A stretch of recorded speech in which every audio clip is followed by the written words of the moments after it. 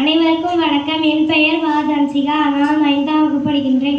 நான் சுற்றுச்சூழல் என்ற தலைப்பில் பேச வந்துள்ளேன்.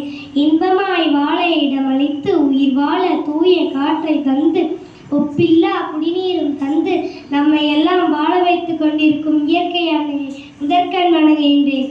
மழை நீரே உயிரின் ஆதாரம், மனிதனால் அதற்கு உண்டாவது சேதாரம். நோயற்ற வாழ்வே குறைவற்ற செல்வம், அதற்கு தேவை சூழல் பாதுகாப்பு. சுவர் இருந்தால்தான் சித்திரம், சுற்றுப்புற தூய்மை இருந்தால்தான் நம் வாழ்வு பத்திரம். பிளாஸ்டிக் பொருட்களை தவிர்ப்போம், துணிப்பைகளை தூக்க தயங்க மாட்டோம். முடிந்தால் நடந்து செல்வோம், இல்லையேல் மிதிவண்டியில் செல்வோம். நம் குப்பை நம் பொறுப்பு என்று உணர்வோம். குப்பையை தரம் பிரிப்போம், மக்கும் குப்பையை உரமாய் மாற்றுவோம். மக்கா குப்பையை மறுசுழற்சி செய்வோம். மரங்கள் நட்டு வளர்ப்போம், மழை நீரை சேமிப்போம். தூய்மை தொழிலாளர் நம்மை போல் ஒரு மனிதர்தான், அவரை மதிப்போம். இயற்கையுடன் இணைந்து வாழ்வோம்.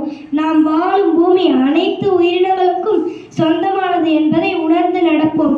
சுற்றுச்சூழலை காத்திடுவோம், தூய்மை இந்தியா போற்றிடுவோம். சூழல் பாதுகாப்பு நம் அனைவரின் பொறுப்பு.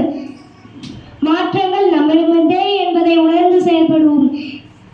நீரின்றி அமையாத உலகு என்பது வள்ளுவர் வாக்கு. ஓட்டுவதற்கு காரின்றி உயிர் வாழலாம்,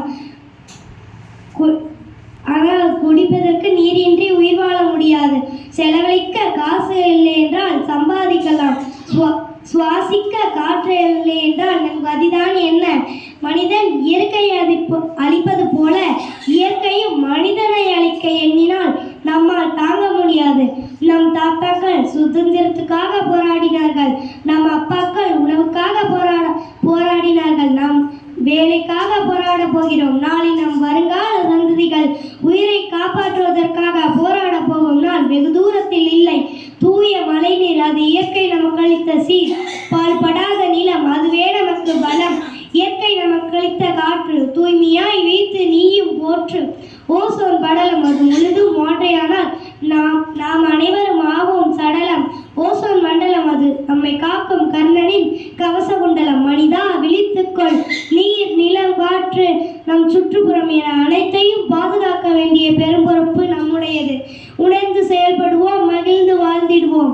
வாய்ப்புக்கு நன்றி சொல்லி